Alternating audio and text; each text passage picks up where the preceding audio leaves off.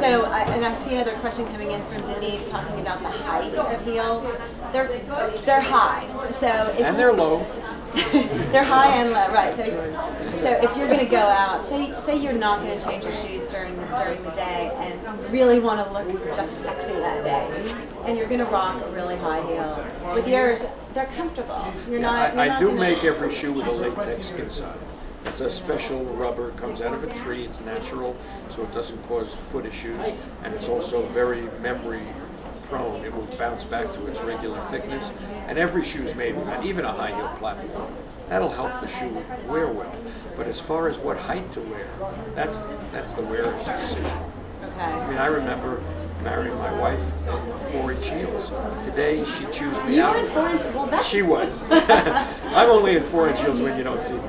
She does, and now she only wears 2-inch or 1-inch heels. And my daughters wear the 4-inch heels. Right. So it's really up to the person. And there are gorgeous shoes at all heel heights today. That's true. You know, all you have to do is look around this store and you can see the variety that's offered. Your perfect shoe is your perfect shoe. It's not the one I designed. The perfect shoe is the one that you find is the perfect shoe. So in terms of that, and finding your own style, how do you find your inspiration? Every season, you're coming out with... I don't know. I think I have a very simple formula. I have muses that I design for. Like who? You are one. These muses aren't any particular real person. They're a type of woman. And I'm thinking of a lawyer all the time. And I'm thinking of a career woman. I'm also thinking of the fashionista, all at different times in the process of creating the collection. Of course, the celebrity is on my list. I have to design for her as well.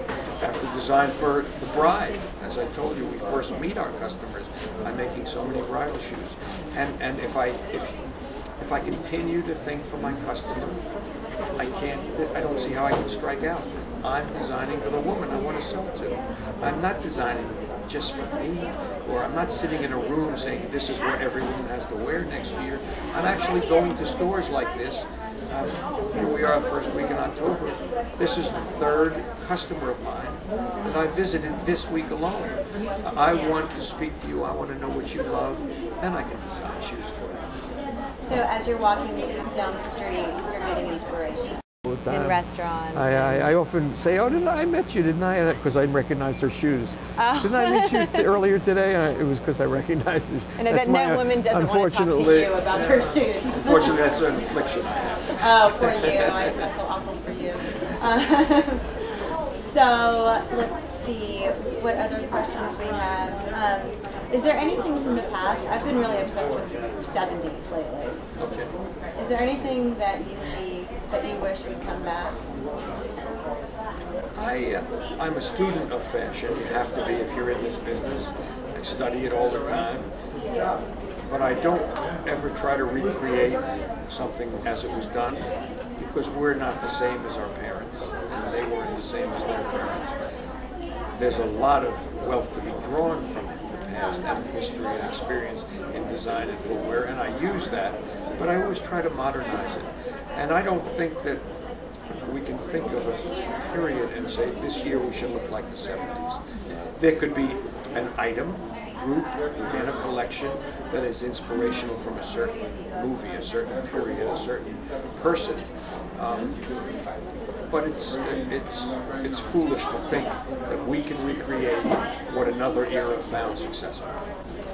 So do you have an archive of past designs or anything that you look at and say, okay, here's what I like this about this shoe and here's how I'm going to modernize it? I have all my father's wonderful sketches, and he was an amazing artist and shoe designer. And I'm looking at them all the time, and inspiration comes from there, of course. And I have lots of antique shoes. I tend to buy shoes that were creative in the advance of footwear, in the construction of them, not so much in maybe the trimmings on them, and because that gives birth to a whole new type of product.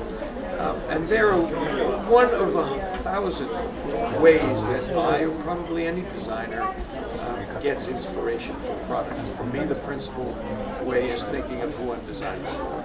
and making sure I know her very, very well.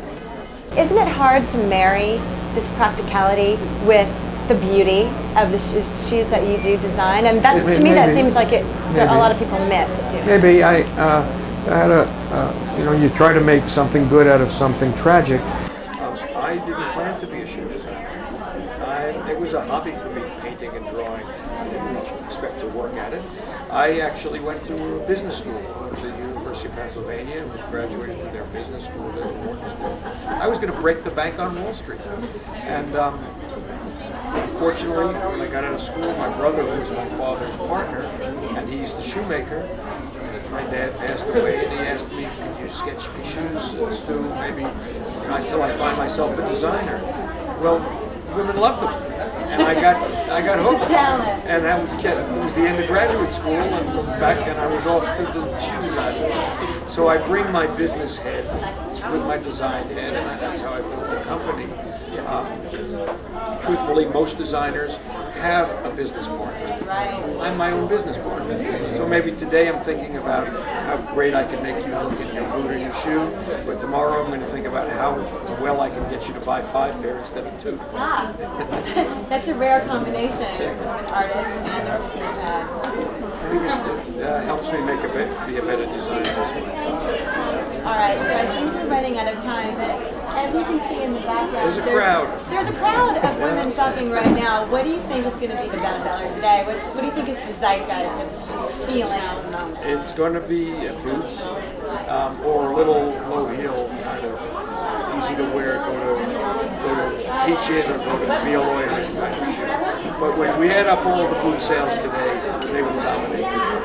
The boots. It's that time of year. Yeah. All right. Well, I think that we are going to be trying some of these boots on ourselves, as you said. And one more question about them, just because we've been getting a lot of questions about over-the-knee boots at stylist.com. Do you think they work with the jeans? If it's a flat boot, for example, this boot here is the same height as the one on the platform, on your leg. And this boot you can wear with jeans and it looks great. Okay. You have to be a supermodel to wear this boot with jeans. Okay. You have to really have the height and the figure and the shape. It looks better with shorts or a skirt. So boots are terrific with jeans. Now any boot lower than this in height is perfect with jeans. Right. But at this height it should be the flat boot, not the high boot. Excellent. Excellent. Okay, so in closing, talking about the 60th anniversary of Gildor and your partnership, and it started when I was born. I can't believe it. That's amazing. I actually grew up in this part of the world, and my sister shopped here, my mother shopped here, and when my dad opened his own factory and sold Gildor shoes, it was like the event of our house, because this is the store, you know, in the neighborhood that we knew was the best one to sell to. And here it is 60 years later, and I'm back at my roots. It's quite a partnership. There must be something in the water here or something that helps men understand what women want in their shoes. So, you know, I'll drink to that, and I'm sure all the viewers will as well, because it's obviously been hugely successful. Yeah, I mean, hey, ladies who grew up here moved to other parts of the island, and Gildor went with them, you know, as I did around the world to follow our customers. But in the end, you know, it's about making something like that mousetrap. You build a better one, they're going to buy it from you. You run a better store, you run a better website, and people are going to come for that reason.